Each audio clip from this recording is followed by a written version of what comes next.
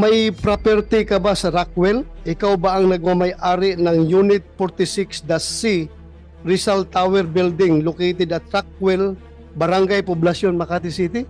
Opo. Sa'yo yon. Opo. Ito rin ma'am, may napabalita in 2011.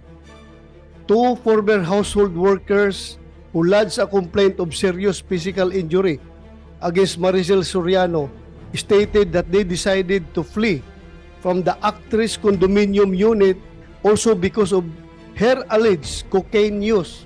Ano po masasabi mo dito sa balita na ito? Mamaya, I will shift to Miss Maricel Soriano. Ma'am, okay lang sa'yo? Magtatanong ako sa'yo? Ha? Relax ka na? Okay? Sige.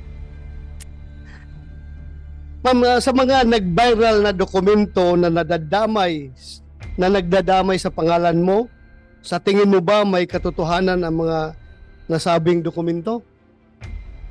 Sa tingin mo? Una po, hindi ko alam yung tungkol sa mga dokumento. Nalaman ko na lang yan nung pinakita sa akin. Dahil hindi po ako nagbabasa ng Okay. mga ganyan. Wala po akong alam. Wala. Thank you po. Next question po, ma'am. May property ka ba sa Rockwell? Ikaw ba ang nagmamay-ari ng Unit 46-C Rizal Tower Building located at Rockwell, Barangay Poblacion, Makati City? Opo. Sa'yo yon, Opo. yung 46-C. Hanggang 2012 po, nabenta ko na ho yun. Wala na ako doon. 2012. Anong month yun nabinta? Hindi ho ako sigurado sa month, pero yung year na alala ko. So, your pre-ops is 2012, Your Honor. 2012. Yes, sir. 2012. 2012. So, bininta mo na after 2012. Binenta ko po siya noong 2012. Yun lang po ang naalala ko. Okay. But then you admit na you are the owner and at the same time the occupant of such unit, yung Unit 46, the C. Up. 2012 bininta mo. Yes, Your Honor. And your pre-ops was 2012. 2012, Your Honor. 2012. March 11. Okay. Thank you.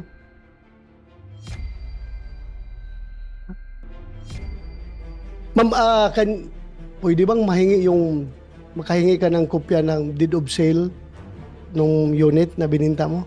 Opo. Ha? Ako lang. Kung meron kayong Hanapin ko po. hanapin mo. Thank you.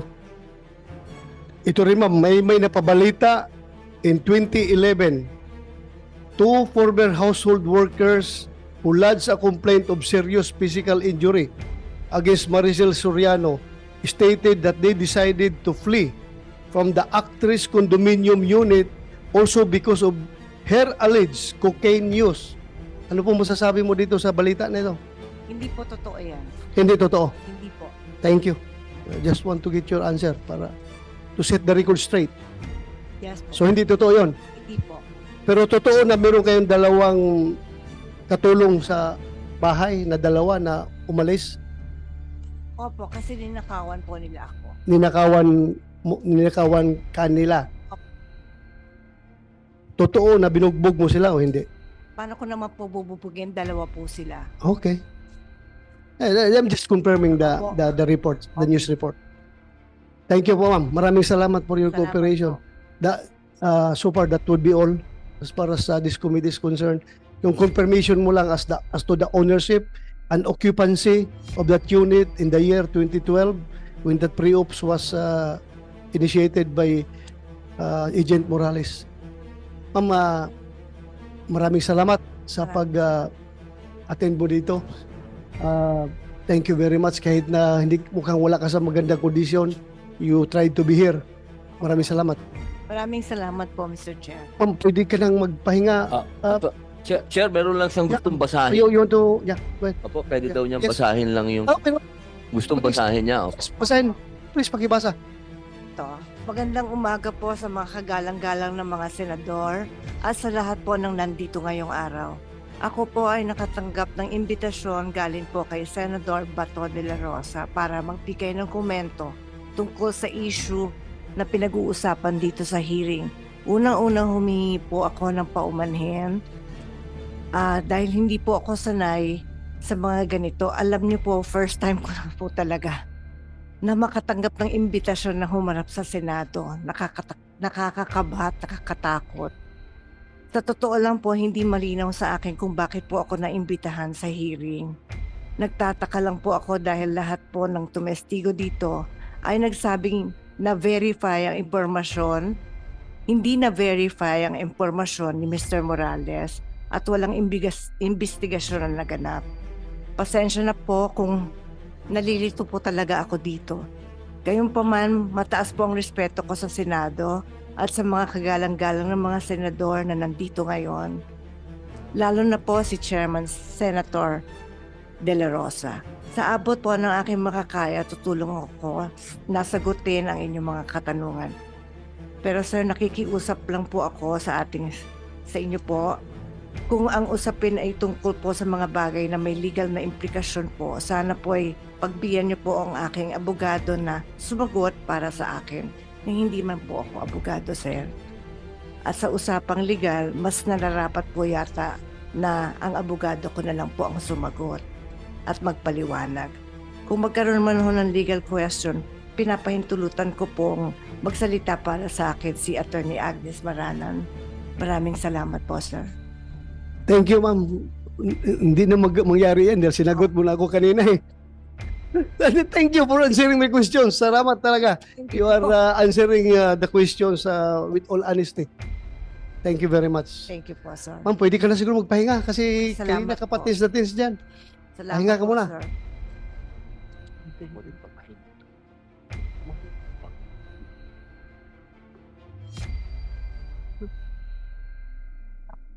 Ma'am, thank you. Thank you, sir. James Dave Curioso. You're next.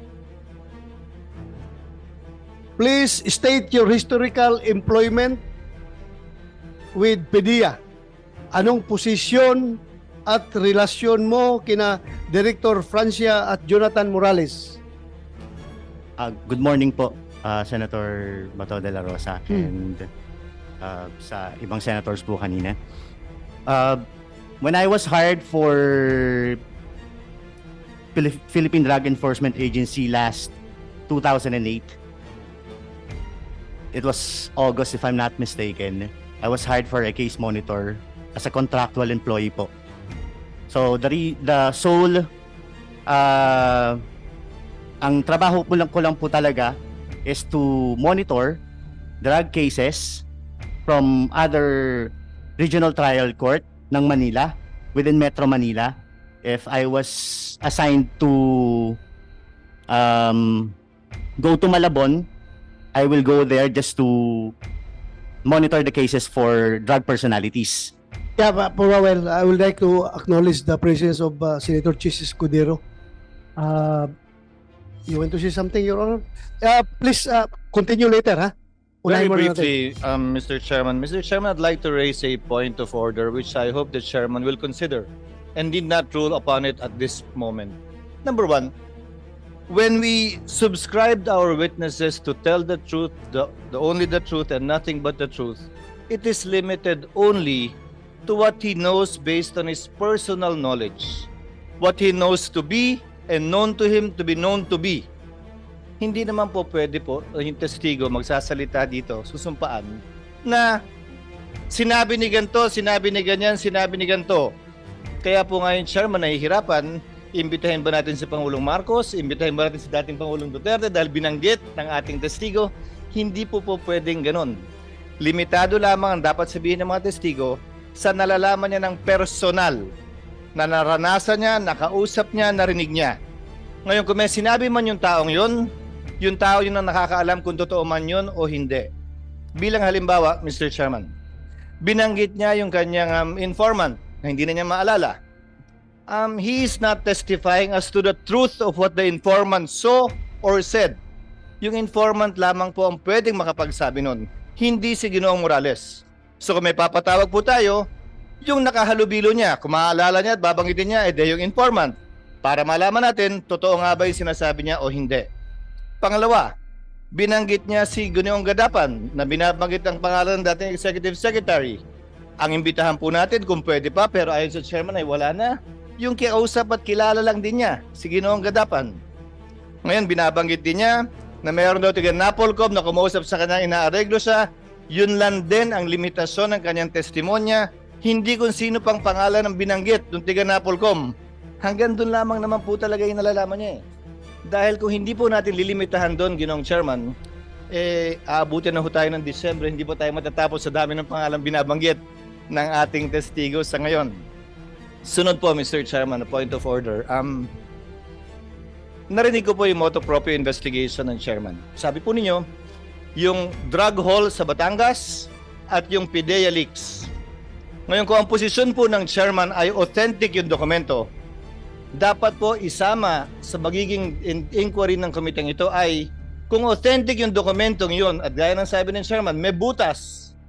Hindi po ba yung papel? Dapat po sumentro na po ang investigasyong ito.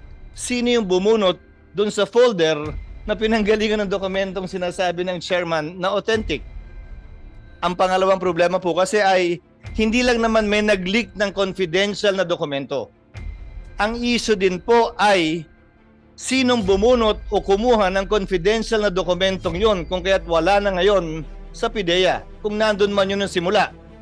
Kung hindi yan tinurn over kay Director Francia, sino man na nakakuha ng dokumentong yon, sino nga ba ang bumunot nun? Yun ang dapat alamin at malaman ng PIDEA at ng komiteng ito. Naimbitahan na natin si Binibining Soriano para tanungin kaugnay nito. Pero ang issue nga natin ay yung Batangas at yung PIDEA leaks. Hindi yung sinasabi dun sa leak mismo. Pwedeng puntahan yon. Pero subject matter na po marahil yon sa isa pang pagdinig na nakasentro na lamang doon sa bagay na yon. Pero pansamantala sa isyong ito, ang nais po nating malaman saan galing yung dokumentong lumabas at kung authentic yun sa panahon ng Chairman, nasa na yun ngayon at sinong bumunot mula sa files ng PIDEA nung file na yon, nung papel na yon, at ng mga retrato at sinumpaang salaysay nung sinasabi po ni Ginoong Morales na informant po niya na hindi po niya maalala sa ngayon. Again, Yes, Your Honor. for the consideration of the Chairman at a later time and for the Chairman to rule upon it at a later time, Mr. Chairman. Thank you, Mr. Chairman. Thank you to my distinguished colleague, Senator Poe, for granting me leeway to speak. Thank you, Senator Chis Escudero, for those to the points that you have raised. Indeed, it is my pleasure to hear some advice coming from veteran senators Tanda naman. who is a legal luminary. Indeed, well accepted by the chair of this committee. Lahat ng points na ni-raise mo, and I'm going to consider it seriously and I'm going to rule on it in the proper time. Thank you, Mr. Chairman. Thank you, Senator Chis. I would like to acknowledge the presence of Senator Grace Poe, another veteran senator who can give us some insights into this investigation. Ma'am, you have the floor. Thank you, Senator Bato. Actually, it's been a while since I attended a public order hearing. It's been years. Talagang masalimuot pag public order hearing. Pag meron kang hindi napatawag, sasabihin, meron bang ikinukubli? Pero ang totoo nun, kailangan din tayo nag-iingat kung saan galing ang ating mga impormasyon. Tama yung sinabi din ni Senator Chis. Actually, Ginoong Morales, sa tanggapan namin, hindi lang kay Senator Bato, maraming nagbigay ng babala sa amin tungkol sa inyong karakter. Mga patong-patong na kaso laban sa inyo. Ngayon, hindi naman natin sinasabi that it should jeopardize your testimony. I'm just telling you that we really have to go through with a fine-tooth comb the allegations that are being brought forth our committees. So, at the proper time, I would like to ask also, there are certain, kasi some cases against him Natanggap din ninyo yata yung folder na sinubmit. Yes, this is pertaining to the Oo. housing homeowners association. Oo. That Estafa case and everything. So, Oo. bigay ko na sa aking Staff. Thank you for Stop. going through them. Actually, that's not naman the topic right now. No, so I don't want to bring it up anymore. Basta you have it already in your hands, Mr. Chair, Yes, Your Honor. because it also will it somewhat gives a background on our witness or our resource persons. So that's all. I am just here to observe. Paalis na rin ako dahil may isa pa akong hearing din. Thank you, Your Honor. Salamat for giving us time.